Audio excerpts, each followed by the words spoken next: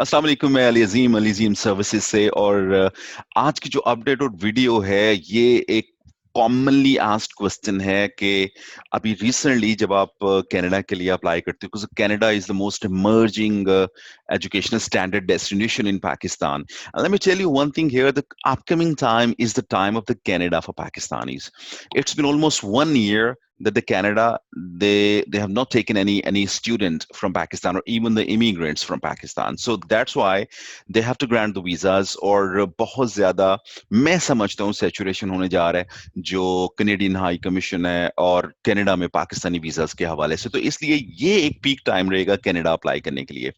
अच्छा, एक एम्बिग्विटी है कनाडा अप्लाई करने के लिए कि अभी लास्ट जब हम अपने सेशंस में भी थे, पूरे का पूरा अगस्त जो हमारा सेशन में गया डिफरेंट यूनिवर्सिटीज के साथ, जिसमें निपिसिंग यूनिवर्सिटी था, यूनिवर्सिटी ऑफ मैनिटोबा था, जिसमें Winnipeg University, Lake Head University, Wilfred Laurier University था, लैंगारा इंस्टीट्यूट था। I mean the best of the institutions in Canada. तो एक एम्बिग्विटी कनाडा में चलता है कि जब कनाडा में हम अप्लाई करेंगे तो दो बेसिकली कैटेगरीज कनाडा के लिए बहुत ज्यादा फेमस है। एक तो एसडीएस कैटेगरी है, and about 5 countries in the world, आपके दुनिया के 5 के करीब कंट्रीज में उन्होंने एसडीएस कैटेगरी इंट्रोड्यूस करवाया, इंक्लूडिंग पाकिस्तान। अब जो एसडीएस कैटेगरी है that is student direct stream, student direct stream. और दूसरी जो कैटेगरी है उसको नॉन एसडीएस कैटेगरी कहते हैं। आज आपने इसका फर्क समझ लेना है। बहुत ज्यादा क्वेश्चंस करते हैं स्टूडेंट के एसडीएस और नॉन एसडीएस में क्या फर्क है। तो जो नॉन एसडीएस कैटेगरी है इसको हम जेनरिक कैटेगरी भी कहते हैं। That is a general category, generic और जनरल कैटेगरी। तो जो एसडीएस कैटेगरी है इसमें याद रखिएगा आपको 4 मेजर स्टेप्स लेने होते हैं just to get the visa. SDS category student direct stream में you have to pay 1 year fee. Number 2, IELTS 6 in each embassy requirement है। लेकिन पोस्ट ग्रेजुएशन के लिए अगर आप मास्टर्स के लिए अप्लाई कर रहे हो तो आपको 6.5 नो बैंड लेस देन 6 चाहिए एडमिशन के लिए। मैं रिपीट कर रहा हूं, एम्बेसी के लिए 6 इन ईच चाहिए, लेकिन एडमिशन के लिए पोस्ट ग्रेजुएशन के लिए यानी मास्टर्स डिग्री के लिए या पोस्ट ग्रेजुएट डिप्लोमा के लिए आपको या पोस्ट डिग्री बैकलोरिएट डिप्लोमा के लिए आपको 6.5 चाहिए। एम्बेसी में आप बाद में जाओगे लेकिन एडमिशन आपका पहले होगा। तो to meet the requirements of admission आपको 6.5 चाहिए फॉर द पोस्ट ग्रेजुएशन। लेकिन जब आप आ जाते हो अंडर ग्रेजुएशन के लिए तो most of the universities 80% of the universities in Canada वो आपको 6 इन ईच बैंड पे भी ले लेते हैं। लेकिन 20% की जब आप बात करें बैचलर डिग्री के लिए या अंडर ग्रेजुएशन के लिए या पोस्ट सेकेंडरी के लिए वो आपको 6.5 पे लेते हैं। यानी कुछ ऐसी यूनिवर्सिटीज हैं they have set their standards as far as IELTS is concerned that they take 6.5 for both bachelors and masters. Masters याद रखिएगा कि बहुत लिमिटेड है और उन्होंने कन्फाइन किया हुआ है मास्टर्स का एरिया। और वो खुद अपने मुंह से कहते हैं जब हम लाइव सेशंस में यूनिवर्सिटीज के साथ होते हैं कनाडा में, वो खुद कहते हैं कि कोशिश करें कि आप अंडर ग्रेजुएशन के लिए हमें स्टूडेंट्स दें, ना कि पोस्ट ग्रेजुएशन के लिए, नहीं मास्टर्स के लिए। मास्टर्स का सिर्फ समझ लो आप 15 से 20% सीट्स होते हैं उनके पास, और 80 to 85% seats they distributed to their nationals. जो कनेडियन नेशनल्स हैं उसको हम लीव स्टार्ट स्टूडेंट्स कहते हैं कनाडा में, और उसके बाद जो यूएस नेशनल्स हैं उनके लिए वो सीट्स उन्होंने रखे होते हैं। तो एमएस प्रोग्राम जो है चूंकि रिसर्च बेस्ड होते हैं तो इसलिए बहुत कम अवेलेबल हैं कोर्स बेस पे, लेकिन फिर भी वी हैव सम यूनिवर्सिटीज जहां हम इनको देख सकते हैं, but their admission requirements are so high. वापस आते हैं, नंबर 1 आपको चाहिए 1 year फी एसडीएस में। नंबर 2 आपको 6 इन ईच चाहिए फॉर एम्बेसी और 6.5 चाहिए फॉर पोस्ट ग्रेजुएशन एडमिशन और 6 इन ईच चाहिए फॉर अंडर ग्रेजुएशन एडमिशन।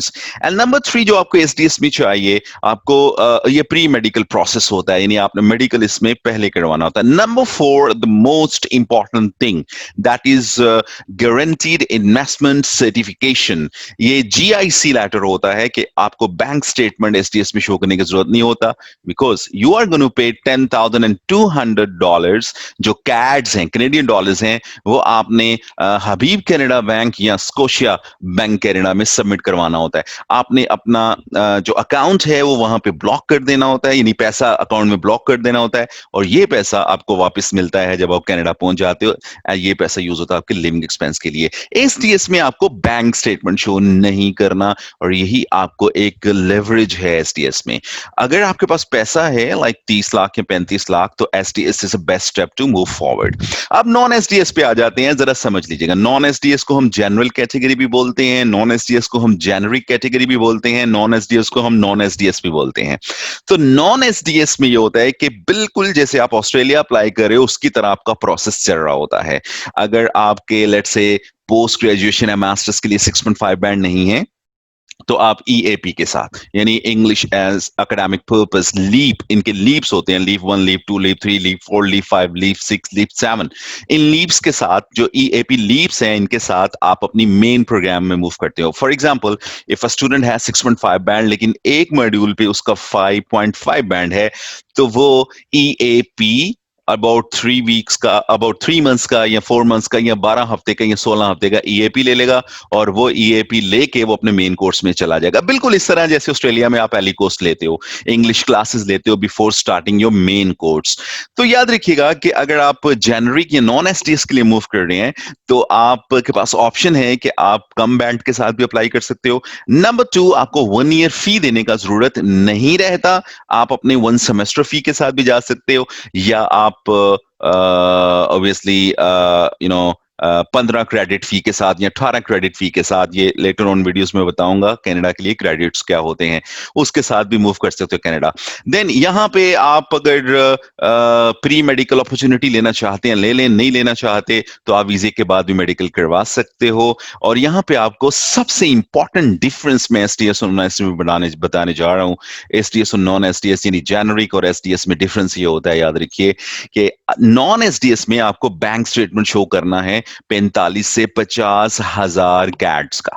45 से 50 हजार कैड्स का आपने बैंक स्टेटमेंट शो करना है, and age of the statement should be 6 month, और पैसा इसमें एटलीस्ट 3 मंथ से ज्यादा पड़ा होना चाहिए। So actually this is the difference. और as far as visa ratio for both categories is concerned, believe you me कि अभी इंडिया में जो वीजाज हो रहे हैं, अभी बांग्लादेश में जो वीजाज हो रहे हैं, अभी अक्रॉस द वर्ल्ड जो कनाडा वीजाज दे रहा है, let me tell you one thing here, वो नॉन एसडीएस में भी वही रेशियो है, यानी जेनरिक में भी वही रेशियो है जो एसडीएस में है।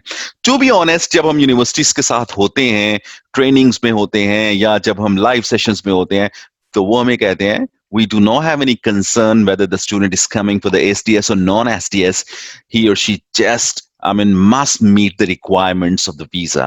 और वीजा रिक्वायरमेंट्स ये हैं, और फर्दर वीजा रिक्वायरमेंट्स जानने के लिए आप कांटेक्ट कर सकते हैं। I am always there as you know, the Elysium services, और नीचे डिस्क्रिप्शन में आपको डिटेल भी मिलता है और कांटेक्ट नंबर भी है, आप पहुंच सकते हैं। और जो भी आपकी प्रॉब्लम्स हैं, you can talk to me about these problems. So thank you very much for listening the update, और आपके साथ ये सारी updates coming time में बहुत fast track पे हम discuss करते रहेंगे, और आपके लिए ला रहे हैं हम live sessions with all the universities of Canada and Australia very soon. Thank you.